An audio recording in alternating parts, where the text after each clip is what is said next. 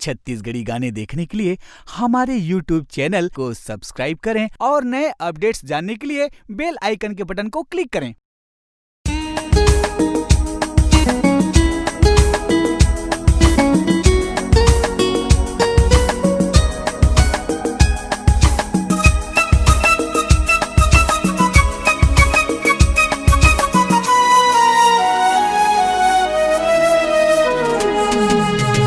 गोरी वो हावस्ते भोली वो गोरी वो हावस्ते भोली वो तोर से माया हो के मोर बन कोयली वो ये रानी कर लेना मोर संग माया के बोली वो ये रानी कर लेना मोर संग माया के बोली वो गोरी वो हावस्ते भोली वो गोरी वो हावस्ते भोली वो तोर से माया हो के मोर बन कोयली वो ये रानी कर लेना मोर संग माया के बोली वो ये रानी कर लेना मोर संग माया के बोली वो।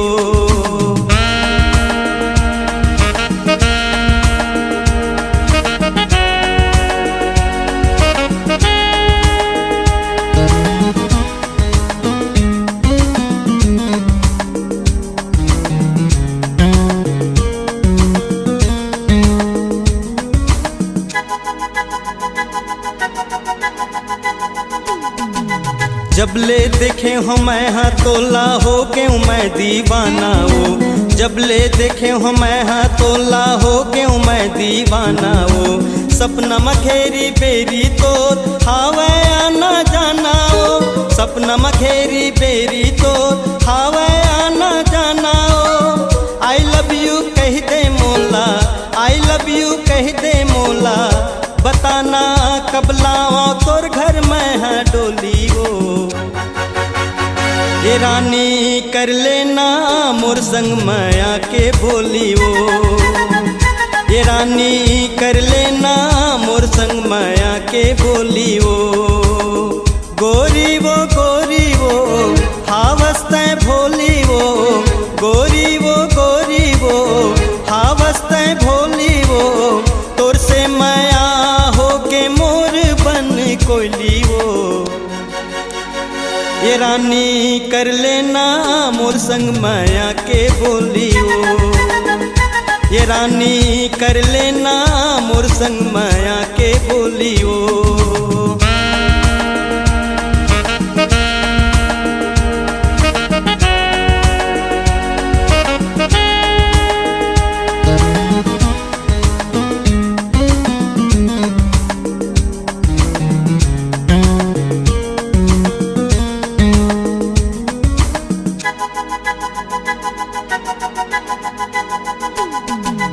मन के मन मंदिर मारानी हावे तोर तस्वीर वो मन के मन मंदिर मारानी हावे तोर तस्वीर वो मोर जिंदगी माँ के गोरी बन जा मोर तकदीर वो मोर जिंदगी माँ के गोरी बन जा मोर तकदीर वो संग माया गीत गाबो संग माया गीत गाबो ये अब तो बन जाना मोर हम जोली वो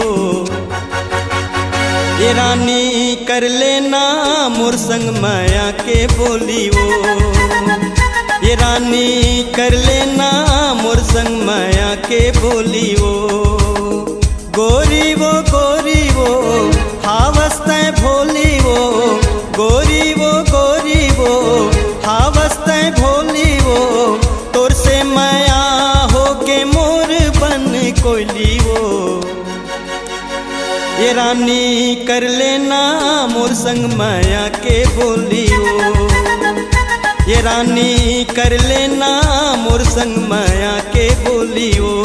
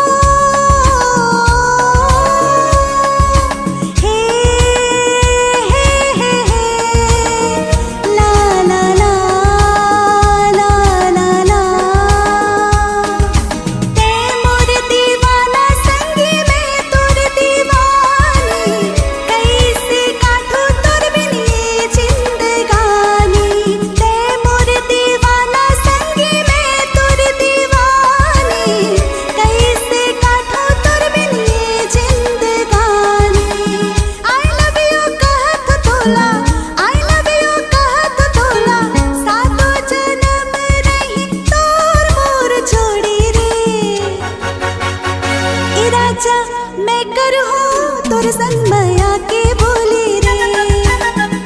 ए राजा मैं कर हो तोर संग माया के बोली रे।